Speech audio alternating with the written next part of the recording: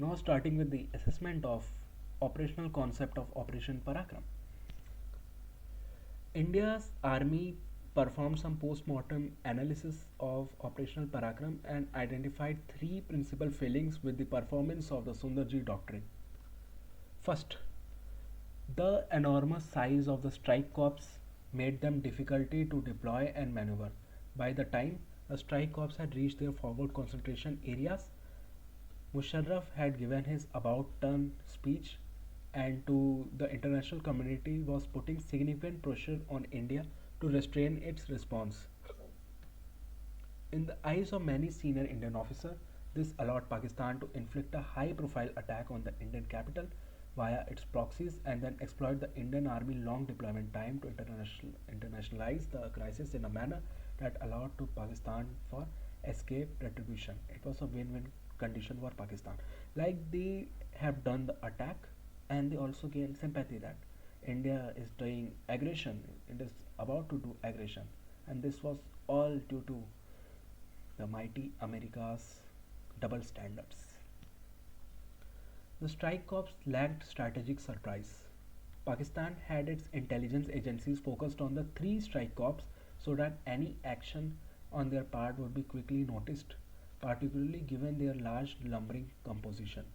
Furthermore, once the once the strike corps mobilized, their progress and destination could be easily deduced by Pakistani forces, which could move to counter any intended attack, and it could be unfolded into a full-blown conventional war. The holding corps' lack of offensive power was a cause of concern. Although these units were forward deployed in the border region, they could carry out only limited offensive tasks. In the eyes of senior Indian Army officers, the total dependence on the strike corps for offensive power hindered India's rapid response to the December 13 attack. And part of the blame can also be given of the Operation Parakram failure towards the political aims. Political aims fell on the Indian political leadership, which failed to define any strategic objective for the mobilization. As Soni and Sood note, Operation Parakram was ordered without giving any political direction to the armed forces about the target to be achieved. This is one of the major concerns any general will put on his political counterpart to his defense minister and to his defense secretary. Army should always be provided with clear objectives. It will try to achieve it by hook and by crook. Political leadership should never tell any general that you should do this on your wish. They should provide clear objectives. Without clear objectives, without a right political direction, the coordination can be loosened up and tensions can be built. There were some additional factors also, like military utility. A war fighting strategy that called for massive armored thrust to December Pakistan was too crude and inflexible a tool to respond to terrorist attacks and other direct indirect challenges. Like insurgencies, terrorist attack, we cannot directly attack Pakistan in this manner. Desire to avoid external intervention. The long delay between the mobilization order and the actual deployment of the strike corps allowed outside powers, particularly the United States, double standard states, to intervene before India could bring military force to bear. Rapid mobilization would be necessary to achieve a decisive outcome in a future crisis before Pakistan could internationalize the dispute. And finally, military autonomy. It has been argued that the delay between the mobilization order and the commencement of military operations created a gap which allowed India's political leadership to lose its nerve. For its part, the army was reportedly furious when it was told that there would be no war with Pakistan. It is believed that the ability to rapidly mobilize and commence offensive operation will oblige the political leadership to define strategic goals ahead of mobilization and prevent interference once military operations are underway. And inter-service rivalry. This could be a propaganda and it could be real also. The past decade has seen the Indian Air Force and Navy enhance their relative share of the defense budget of Army's expense. By convention, Indian Army has the biggest budget share among the three armed forces.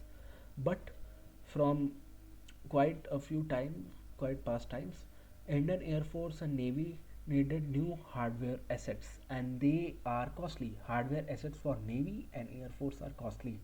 So they require big and massive capex budgets, which is capital allocation budgets, and they were given with the Indian Army's own expense and cuts. So there were some inter-service rivalry between general, admirals, and air chief marshals.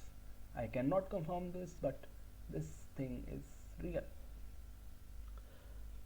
And I just want to tell one thing I just noted about.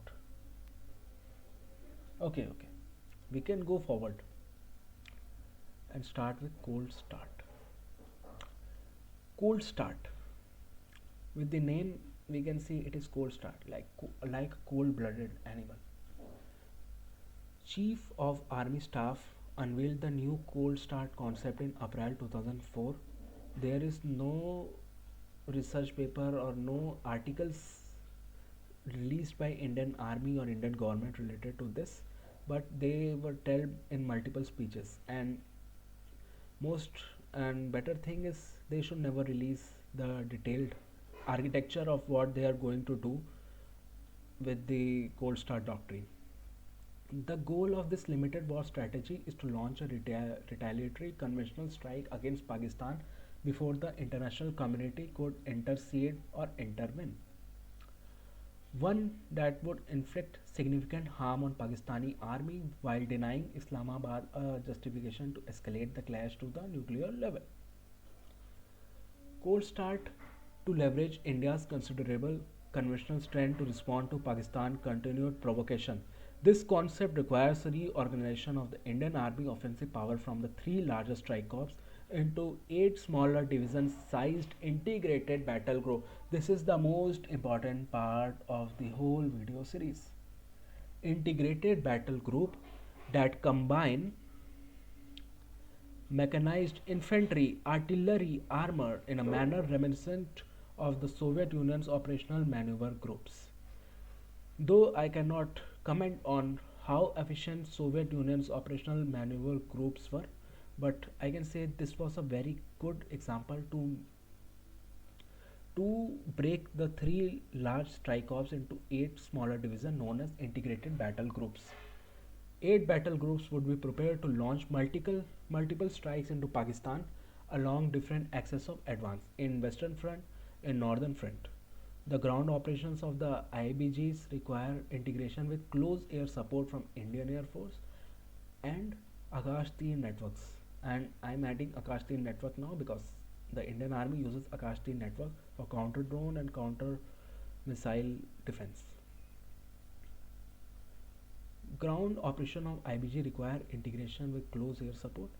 According to Gurmeet Kanwal, Director of Army Center for Land Warfare Studies, India is seeking to mass firepower rather than forces. Mass firepower is needed, so we need an integrated rocket force for the very start, like launching salvo of artillery and launching salvo of BrahMos, not the salvo BrahMos, but BrahMos will be used for strategic assets, and using Pralay missiles and some tactical cruise missile, subsonic one, after the air defenses of Chinese junk HQ-9 are broken down. Okay, nevertheless. Under the cold start concept, all elements of the Indian military would engage in continuous operation day and night until their military objectives are achieved. And after this, Indian Army also conducted many trainings with many integrated trainings also, and the rest part of the video will be covered. Rest part of the topic of the research paper will be covered in next video.